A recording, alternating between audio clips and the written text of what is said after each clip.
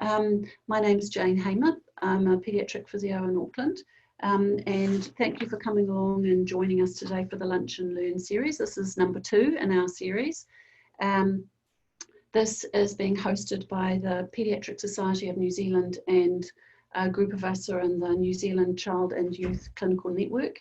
And we welcome you, those of you with a special interest in child development and disability. If you could do the next slide, Arul, that would be great. Lucy. So just briefly, the Paediatric Society is an organisation of health professionals working to progress health and wellbeing of children. So not just paediatricians, but nurses and allied health professionals. And it offers opportunity for us to engage with each other, those of us with similar interests. And this supports the Child Youth Clinical Network to keep up-to-date evidence-based resources for children and families. And you can check us out at that website at the bottom of the page.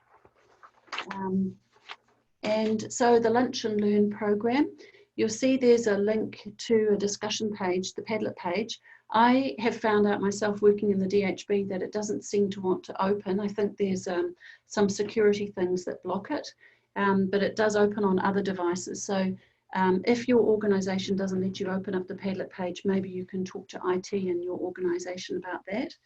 There's also another link for you to join on for giving feedback to us, because we are continually trying to evolve and support learning within the DHB, within the Paediatric Society, sorry. And just a little note up next, on November the 10th, we have Gayla Kilgar, who's a physiotherapist and a PhD candidate who's working on her PhD project. And next month, she's coming to talk to us about a single subject research design for physical activity participation. So I'd particularly like to welcome you today, Arul Hamill and Lucy Charles. If you don't know them, then they're both occupational therapists with over 25 years of experience working with children in a number of different health, education and private settings.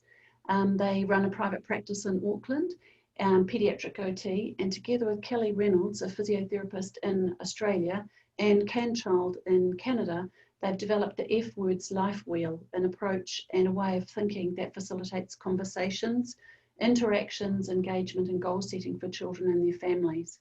And they've come to share their knowledge with us today. So I'd just like to hand it over to Arul and Lucy, and thank you very much. Thank you, Jane.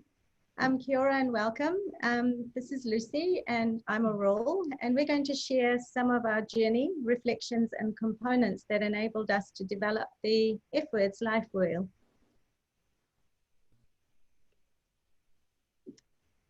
So we're going to share some of our journey with you, as well as the reflections, and we'd just like to acknowledge Lucy and Kelly Reynolds, who's not with us. She is a physiotherapist in Australia, and together we have done this journey to develop the F Words Life Wheel.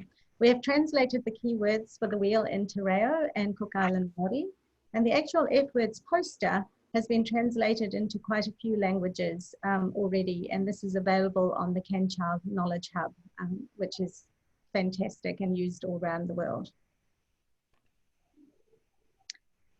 To begin with, it is valuable to introduce the Hauora, which is the Maori philosophy of health unique to New Zealand, which was developed by Mason Dury.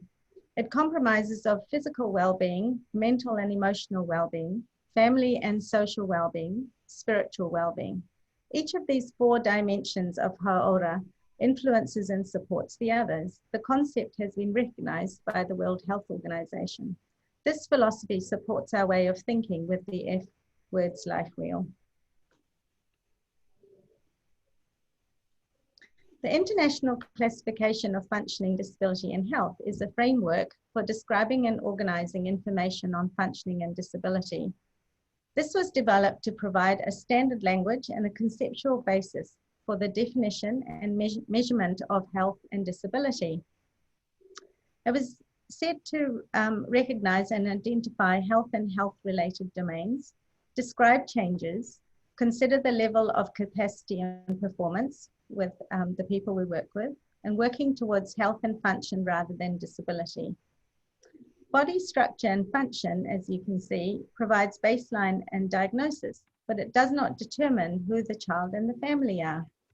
These domains are classified from the body, individual, and societal perspectives by means of two lists.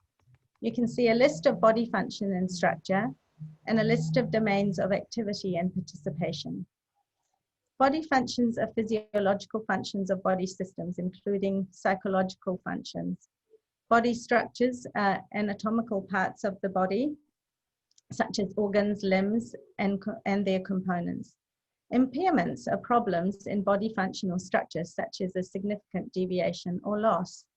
And then you've got activity, is the execution of a task or action by an individual. Participation is involvement in a life situation. Activity limitations are difficulties an individual may have in executing activities. Then we've got participation restrictions, are problems an individual may experience in involvement in life situations. The environmental factors make up the physical, social, and attitudinal environment in which people live and conduct their lives. Internal personal factors, which include gender, age, coping styles, social background, education, profession, past and current experience, overall behavioral patterns, character, and other factors that influence how disability is experienced by individuals. Noting that this is looking at the family and the child, looking at all the different components. Okay. So in 2011, Dr. Rosenbaum and Dr. Gotta published a paper titled The F Words in Childhood Disability. I swear this is how we should think. Inspired by over 2 decades of CanChild research and continual discussion among members of the CanChild family, the paper features 6 F words that the authors state should be the focus in childhood disability. So as you can see that they have linked the ICF model that we've just seen in the previous slide to words that actually support childhood disability. Function, family, fitness, friends, fun, and future. Please note that the word disability has now been changed to development, as the F words apply to all children and focuses on the key areas of child development. Family. Family represents the essential environment of all children, enabling us to hear the parents, baby, and child's voice, including siblings. This also includes the whānau, because we've got grandparents, cousins, siblings, and all those important people in the child's life. Function refers to what people do. How things are done is not what is important. It's more about what people are doing. Noting the role, think about the child's role, including play, learning, managing self, participation, and contribution. Community, this is specific to the child and family's community, culture, and environment. The marae, the church, the local community, after-school activities. School and kindergarten, going to school or kindergarten, accessing the different curriculum components, participating in class, going to the toilet, eating lunch, relating to others, communication, listening and contributing in class, academics, writing and play, and of course, cultural groups. Fun. Fun includes particular activities in which children are involved or enjoy participating in, things that make your child laugh, smile, or have fun at home, after school, at weekends, with friends, family, extended family. Their interests, passions, or favorite things. One of the things that we've noted with families is that as they've shared their journey with us, they have talked about how they love their family and being with their family, but sometimes life doesn't feel fun. So I think it's important that we hear what families are sharing with us. Fitness refers to how children stay physically active, including exercise and other recreational opportunities. Health and fitness, at exercise, fresh air, biking, walking, swimming, sports, team games, jumping on the trampoline, whatever that might be. Friends refers to the friendships and interactions established with peers and social development. Future. This is what child development is all about. It refers to parents and children's expectations and dreams for their future. Future into adult life or near future. Hopes and dreams, aspirations, independence, future school, classes. Also noting worries and concerns. We often ask families, when you lie awake at night, what do you worry about? And it brings about so much of where a family is at. So thanks. So the use of the F words has really helped us to shift from a bit more of a biomedical model to a biopsychosocial model of care. So if we think about a biomedical model, we consider that the absence of an illness or disability, we consider that as wellness, and it focuses on correction and fixing, and it tends to look at how the child's disability limits their participation, and it tends to be a little bit more deficit focused. Whereas a biopsychosocial model tends to focus on what the child can do despite their disability. So it's more strength-based and it's enabling. The children are not broken, and the focus is not necessarily on fixing, and it's not about how the child is doing life, but it's about what they're doing and what it is that is important to them and their whānau. So it's about inclusion and active participation. And as clinicians, we use the biomedical model to support our clinical reasoning, to look at what's happening now, what's missing, what are the barriers, what are the next steps. However, the psychosocial model enables us to understand where to start, what is important now to the family and child, and what the child wants and needs to do. It's the why that underpins our clinical reasoning. Why do they need to, for example, have good core strength in order to do what? You know, if it's about fun in the playground on the monkey bars, that's where the biopsychosocial model comes in. So when we started on this journey of embedding the F words, we were also on the journey of coaching and implementing coaching and principles and tools into our kite. And this is the combination of coaching and F words evolved into a tool that's now been developed with CanChild over the last 2 years, which is called the F words life wheel. So these are some of the influences that have underpinned the development of Wheel. So FEE's occupational performance coaching has had a huge influence on our practice. The International Coaching Federation, the life coaching tools and knowledge from there. New Zealand Coaching and Mentoring, and the OT coach Jen Gash, who's from the UK, who's used coaching in some really creative ways within her practice. And Brazelton Touch Points, which came out of Boston Children's Hospital, which is all about attachment and connection with the family.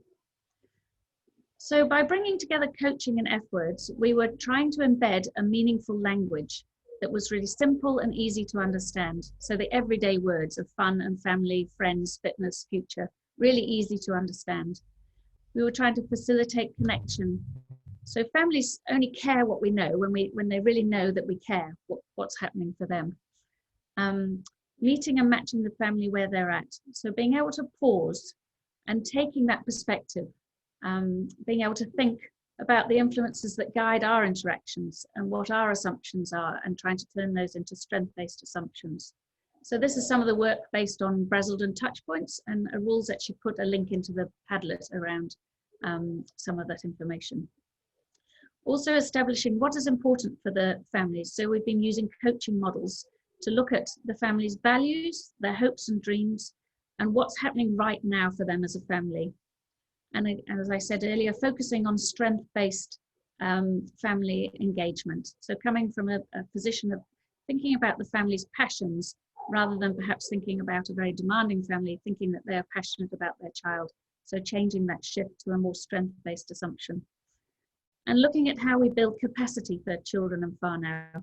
And this, teaming and providing a community of support. And that's why this is so wonderful that we've got the Paediatric Society linking us all in together now.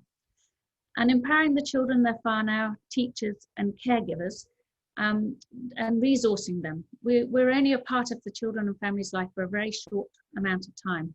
So it's about being the bright light, not the bright light. Okay. The HUI process is a wonderful framework, which please also shared with people in the past. It was developed by Beckett et al., and it was designed to enhance the doctor-patient relationship with Maori. To gain trust, we need to make a connection that is not health-related. It's a connection that says, I value you as a person, not I'm here as your doctor or your therapist or nurse. So finding something to share as a connection. So bringing together coaching and the F words, this is what the F words life wheel looks like. It's a very simple tool or approach, and it's a very powerful way to facilitate meaningful conversations about what is important right now for the family. It uses a rating scale to record how satisfied the family or the child or the teacher, it can be done by multiple people, and they rate how satisfied they are with that part of their life. And then it helps them to visualize or envisage what they would like to see more of. So what would make it a 10? What would move it up to a higher score? And it gives them something to work towards. And it can help shift the focus from impairment in body structure and function to participation in the lived environment. Okay. It's been used by various services. It's been used as a point of entry to service, as a means of triaging or prioritizing services when there are multiple disciplines. So really finding out what's on top for the family right now. Is it more about communication, or is it more about their physical abilities? It's also been used for individual education plans in schools, or for goal setting, or reviewing or reassessing where the child and family are at, just as a check-in. So I'm not expecting you to read all of this, but it's just to show a completed wheel, what it can look like. And it highlights what's happening now and then what the next steps are for the family.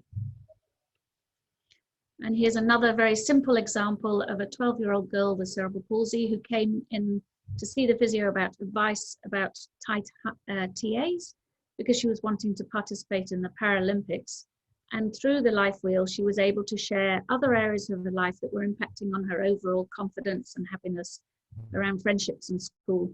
And those were easily addressed, but I don't think they would have come out if we hadn't had the wheel to look at those other areas. So we've been working with CanChild over the last 2 years with Andrea Cross and Peter Rosenbaum and their team, and we have actually put together the F Words Life Wheel in a published document. We're running regular training sessions, probably about 4 or 5 a year. And we've joined a community of practice with CanChild, looking at best practice and reflective evaluation of the impact for families of embedding the F words. And we've been collecting qualitative information from a number of health professionals who completed the course on the impact of using a different language and a different format on engagement and goal settings with families and children when they're using the wheel. And there is information on the website there. Okay. So, as we summarize, I want you to picture a river. Picture the family as a flowing river with all that a river brings. Imagine how we can join in with their journey at different times. There may be interruptions. Sometimes there is a rhythm, and other times there are rocks or barriers. We journey alongside to help build a bridge, guide flow, and offer encouragement in their journey.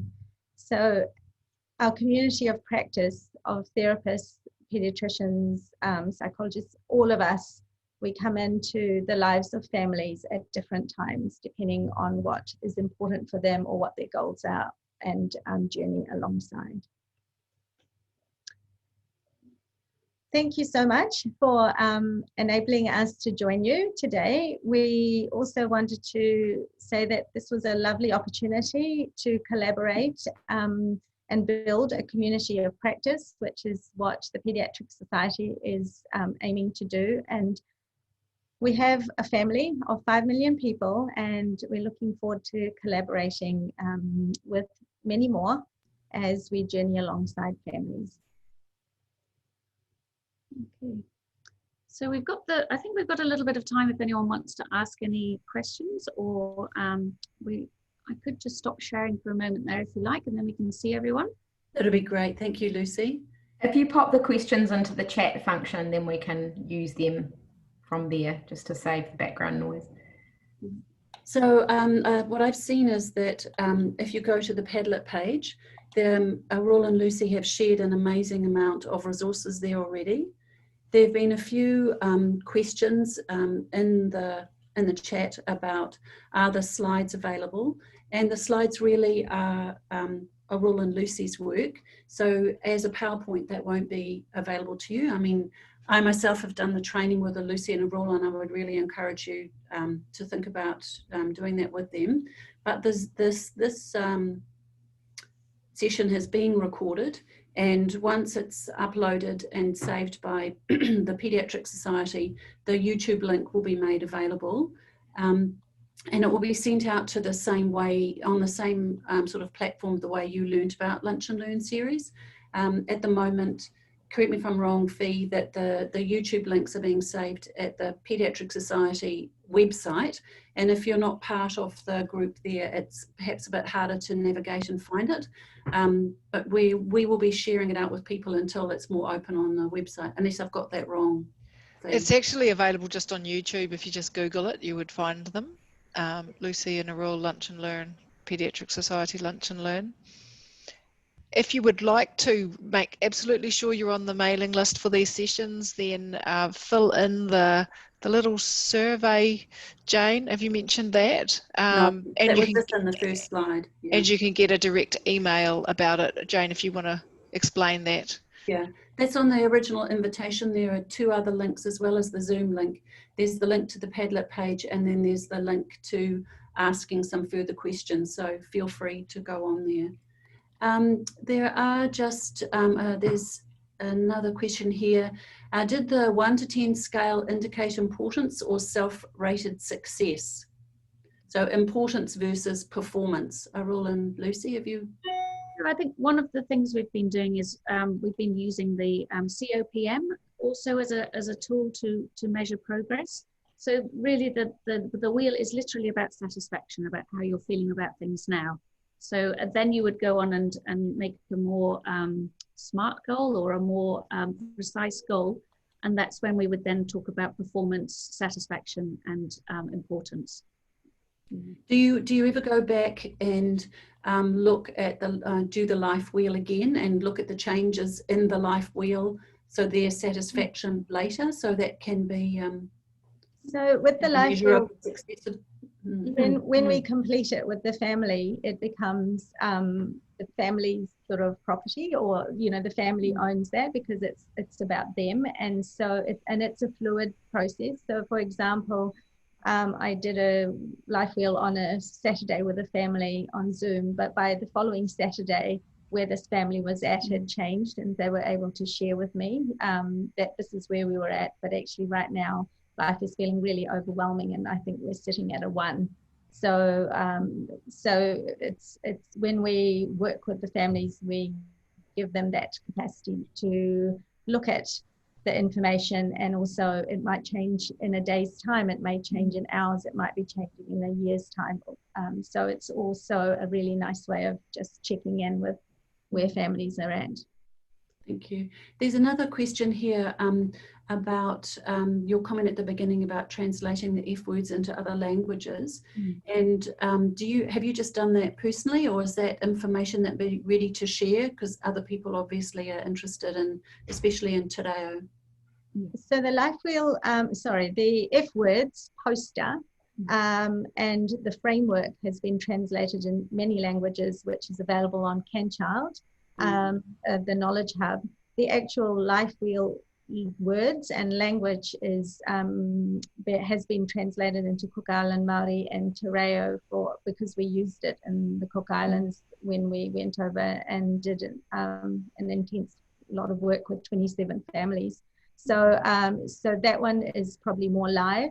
I don't think we are at a place where we've got it translated in Te Reo, but we're actually talking to some families at the moment about what that looks like and what it feels like for them, because we want to hear from families' perspective, not us translating something that's telling or assuming that that's how it should be. So we're actually just doing a bit of that collaboration with a few families to hear their voice really, and to see how we should be translating this in which way. So it's a work in progress. Is that something that people that are interested in, that you eventually will, that will be published at CanChild, so they'll be able to access it there, but in the meantime, people could be in contact with you directly about that? Yeah, absolutely, yeah. I've got another question, and I guess it's more about the next steps for publishing your work, and specifically training, you know, publishing it and then the work that you are doing. So at the moment, people are not encouraged to just pick it up and run with the wheel that you've shared. You're really encouraging that they come to you to get the whole package, is it? And I think really the thought behind that is that if you take this as a very rigid tool and use it rigidly, that it loses the purpose, which is to have to facilitate a meaningful conversation. So we talk about being able to dance with this, not march with it. And that's where, you know, even if a family are wanting to talk about another area that's not highlighted in there, for example, spirituality or something, then there is that scope to always, you know, adapt the wheel. So I think our concerns were that if we just put it out there as a piece of paper, that it wouldn't perhaps be used as it was intended, which is as a coaching tool. So, you know, any other background information that people can gather around the coaching, I mean, the OPC workshops and things like that are a really good starting point as well. Yeah, so that was... Yeah, and Peter, when we were over our discussions with Peter Rosenbaum at CanChild, he keeps coming back to saying, it's a way of thinking. It's a way of thinking. Every time we talked to him, he said, I can see this is not really a tool. It's a way of thinking, how we all, you know, can view families and children. And another part, just to let you know, is that CanChild is currently working on relating some of the F words language to adults as well, and young adults. So they're in the process of doing that rather than just childhood development. And we've had some lovely feedback from people who've been on the courses. We've organised with CanChild that people are going to be able to do a couple of case studies, and then we're going to get together with them and talk about their experiences using the F words and using the wheel. And then we're going to feed that back to CanChild. And they are currently, I mean, things are being slowed down by COVID, but they're looking at how they can, you know, do some research and create more of a community of practice around this. That sounds amazing. What are any other tips you've got about working with such an organisation like that, or like spreading the word around? Just have a look at their website, everyone. They're doing some amazing things. They're very inspiring. They really are fantastic advocates as well. On our last course a few weeks ago, Andrea from CanChild popped in for 15 minutes and was able to just share so much of what they're doing, and so that was really valuable. So that's something that we've thought about, you know, getting Andrea to come and join us for, you know, just something like this, like the Lunch and Learn, where you can hear a little bit of their journey and what they're doing at the moment as well. Dan, I think we've just got about chance for one final question before we finish, and this one says, you were already experienced clinicians. What was the aha moment for you as clinicians as you moved to the F words? Wow, good question. It's a good question. I feel like we're constantly evolving, having these two brains together. But you know, as I think that you know, what Fee started off a long time ago with OPC, and then a lot of the work that's come out of Touchpoints and Brazelton in terms of community and our interactions and connection with family, and that passionate drive to connect and engage with families so that we hear their voice, that, you know, we enable children to have a voice, families to have a voice in this current time, and rather than telling, you know, it's like, who is important here? Who are we journeying with? And I think the wheel came out of coaching and then embedding the F words into our practice, and how could we make this doable and workable with I think that slide you shared of all the influences on you to get where you are is Really, that's the description, and the river and the flowing. You know, as you go in a river, you drop some rocks off on the way and you pick some new stuff up. So that's great. So we've come to the end of our Lunch and Learn series, and 12:30, and we're trying to keep to time. So I'd just like to say thank you so much for presenting your work to us here. I think it's inspirational, and it's just wonderful to see work developing from New Zealand that's being recognised, you know, with CanChild, and the work that that you guys have done. And I'd like to thank everyone for joining us here today. And just remember about coming back to the next Lunch and Learn. We've got some amazing presenters leading us up to the end of the year. So Gaila Kilgour will be presenting next time. And thank you all for joining us. Thank you. See you. Thank you. Down.